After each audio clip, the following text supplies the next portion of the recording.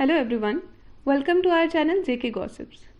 दोस्तों, बहुत बार हम ये सोचते हैं कि काश धमाल या लूट केस मूवी जैसे हमें भी कोई पैसों से भरा बैग मिल जाए तो ज़िंदगी में मज़ा ही हो जाए। या फिर कहीं रास्ते में चलते हमें कभी किसी का पर्स या घड़ी या कुछ भी वैल्यूएबल मिल जाता है तो क्या हम उसे उठा सकते हैं? उसे उठाना एक अपराध होगा?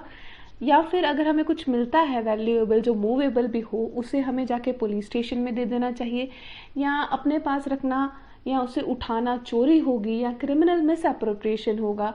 वो कौन सा क्राइम होगा? ये सब कुछ हम जानते हैं इस वीडियो में।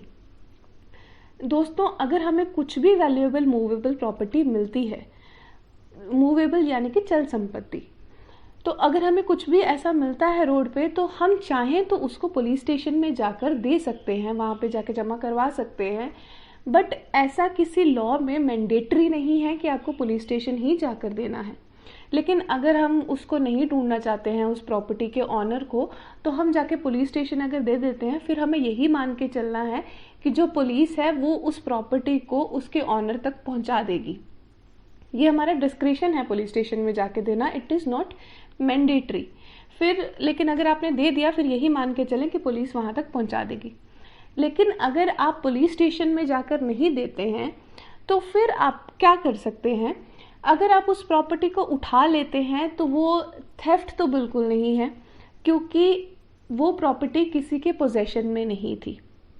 किसी भी प्रॉपर्टी का थेफ्ट होने के लिए, उस प्रॉपर्टी को अगर आप चोरी कर रहे हो तो उसके लिए ये ज़रूरी है कि वो प्रॉपर्टी किसी के पोजेशन में हो, यानी कि किसी के कब्जे में हो।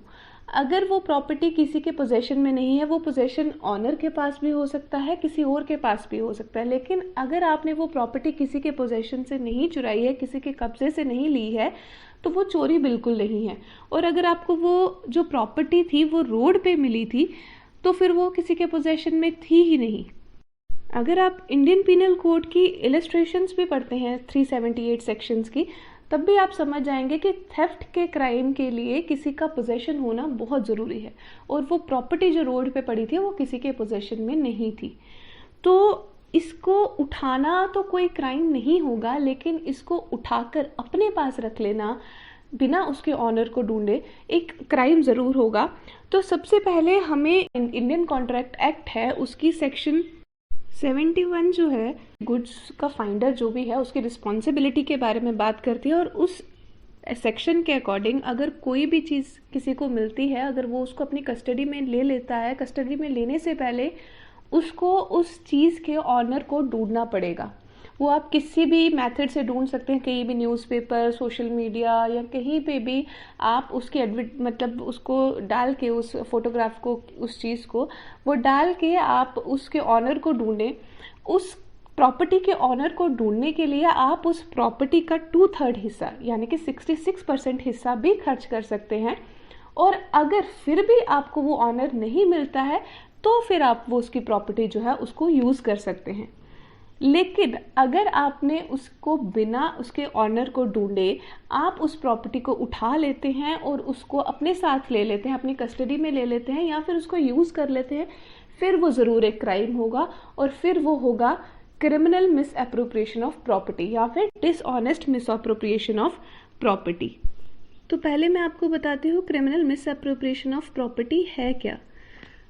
अगर कोई भी किसी भी मूवेबल प्रॉपर्टी यानी कि चल संपत्ति को, अगर कोई भी किसी और के मूवेबल प्रॉपर्टी को जो भी उसको मिलती है, तो अगर वो उसका दुरुपयोग करता है या फिर उसको अपने इस्तेमाल के लिए कन्वर्ट कर लेता है, तो उसको criminal miss appropriation of property कहेंगे। और अगर कोई ऐसा ऑफेंस करता है, क्राइम करता है, तो उसको 2 साल तक की जेल की सज़ा और फाइन हो सकता है, या तो 2 साल तक की इम्प्रिजनमेंट या फाइन, या फिर दोनों हो सकते हैं।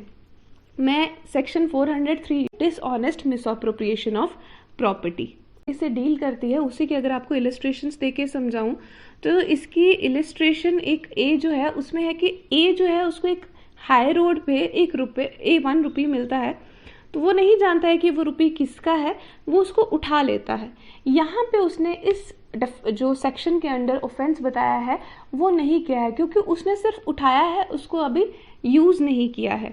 लेकिन अगर इसी की इलस्ट्रेशन एफ मैं आपको बताऊं तो ए जो है उसको एक वैल्यूएबल रिंग मिलती है, वो नहीं जानता वो किसकी है, वो उसको बिना उसके ऑनर को ढूंढे उसको उसी समय बेच देता है। यहाँ पे उसने इस सेक्शन के अंडर ऑफेंस किया है, क्योंकि उसने सिर्फ रिंग उठाई नहीं, उसको बेच भी दिया है बिना ऑनर को ढूंढे। यही मैंने आपको बताया था कि पहले उसको ऑनर को ढूंढना है, बट यहाँ पे बिना ऑनर को ढूंढे उसने उस प्रॉपर्टी को बेच दिया, मिस अप्रोप्रिएट कर दिया। तो यहाँ पे उसने किया dishonest miss appropriation of property, और उसको यहाँ पे 2 साल तक की सजा हो सकती है, या फिर फाइन हो सकता है, या दोनों हो सकते हैं। तो यहाँ से हमें क्वेश्चन का आंसर मिल जाता है कि अगर आपको रोड पे कोई भी प्रॉपर्टी पड़ी हुई मिलती है, तो फिर आपने कोई क्राइम जो है, अगर आप सिर्फ उसको उठाते हैं तो कोई क्राइम नहीं किया है, आप उसको पुलिस स्टेशन में जाके भी दे सकते हैं। बट अगर आप खुद उसके ऑनर को ढूंढना चाहते हैं तो आप उसके ऑनर को ढूंढ सकते हैं, और उसको ढूंढने में उस प्रॉपर्टी का 2/3 हिस्सा भी यूज कर सकते हैं।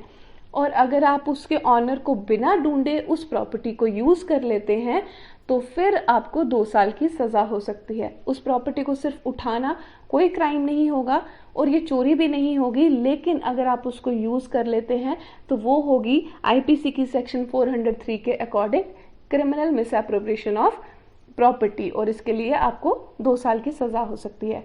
आई होप आपको ये जो क्वेश्चन मैंने शुरू में किया था उसका आंसर आपको मिल चुका हो। दोबारा मिलेंगे कुछ ऐसी ही वीडियोस के लिए, तब तक के लिए गुड बाय।